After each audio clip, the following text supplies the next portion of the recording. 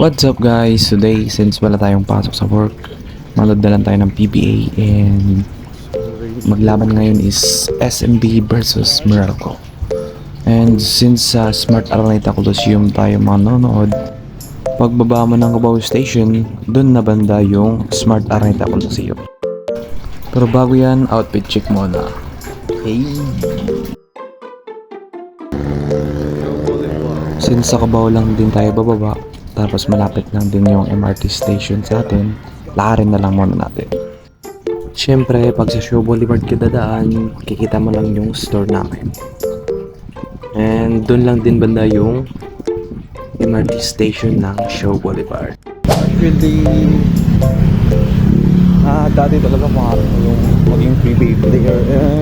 And one thing I realized na, siguro late na din kasi firmahan kami, yung panahon namin is firmahan ako ng pandemic, almost 2 years yun. And yun, wala kami nagawa kundi nasa bahay lang, hindi pwede makalaro. And yun, now, yung pangarap ko. And right now, I have a dream, which is this content creation. And I hope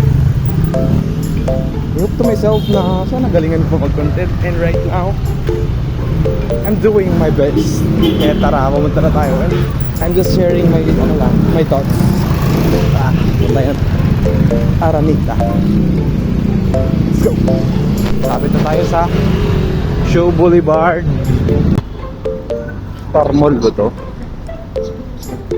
Tapos yung overpass na is Papasig. Pasig ba? Yan, Pasig na yun. Star Mall. Lapit na tayo sa Show Boulevard Station. So yun, nandito tayo sa Show Boulevard Station and butin lang hindi rush hour ngayon kundi sobrang taas ng pila ngayon pagkukuha ka ng ticket. Siya nga pala guys, first time ko din palang manood ng PBA ngayon, so sana mag-enjoy tayo and sama ko kayo. Let's go! So yun, kuha na tayo ng ticket para pwede na tayo makababa. And syempre, may pila na naman. Nakakuha na tayo ng ticket and punta na tayo sa baba. Pero bago yan, scan nyo muna yung mga bag nyo. Boulevard. We are here. And syempre, yung route natin ngayon is papuntang north. Kaya pababa tayo ng north. Syempre, alangan namang pasaw. Diba? Hindi ba punta ka ng BGC at saka Makati?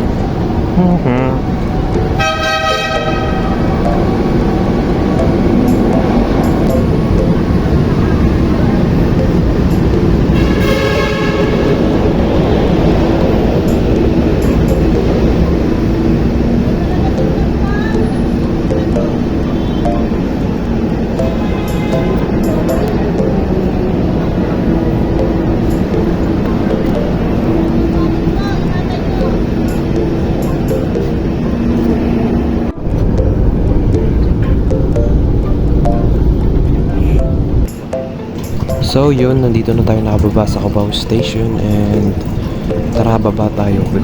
Okay. Konting lakad na lang yan and syempre makapasok tayo sa Araneta Coliseum and first time din natin makapanood ng PBA.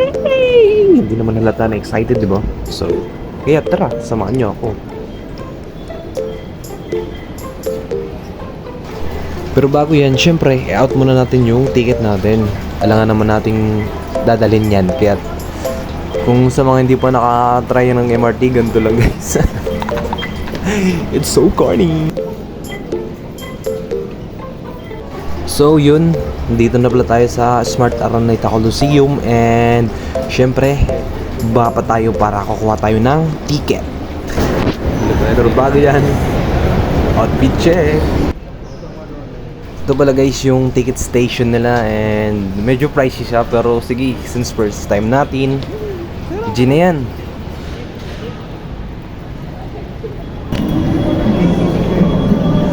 Naririnig nyo ba yung naririnig ko guys? Mukhang ito na talaga to. Ay, isang akyat pa pala. Joke lang, wala na akong pera.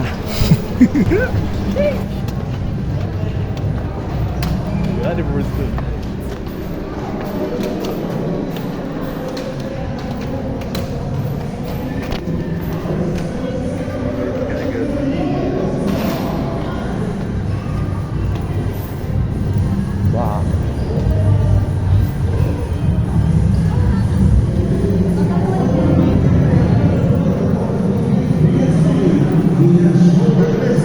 Unlimited potential in the semis. From 2013 26 overall pick is one of Canada's most tenured players. From Iloilo City, number 17, Anchota.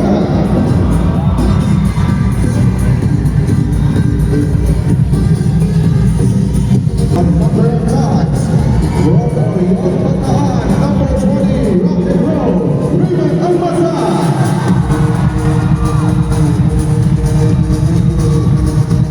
Quezon City, number 19, Moquito. Carolina, the 2012 World Olympic is also a three-time all-defensive team member. From Cliff High. So looking for his first PBA title. From Isabela, number 6, Chris Banchero. From Makati City, number 22, Alain Malik City.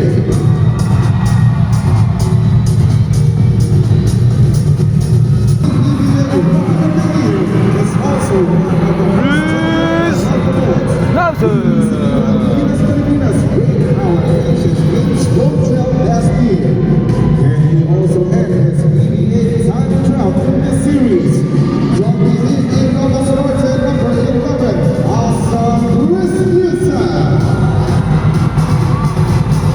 PBA champion, Coach Luigi Brillo. His assistants are Jacob Buffett, Rick Bucatan, and Sandro Soriano.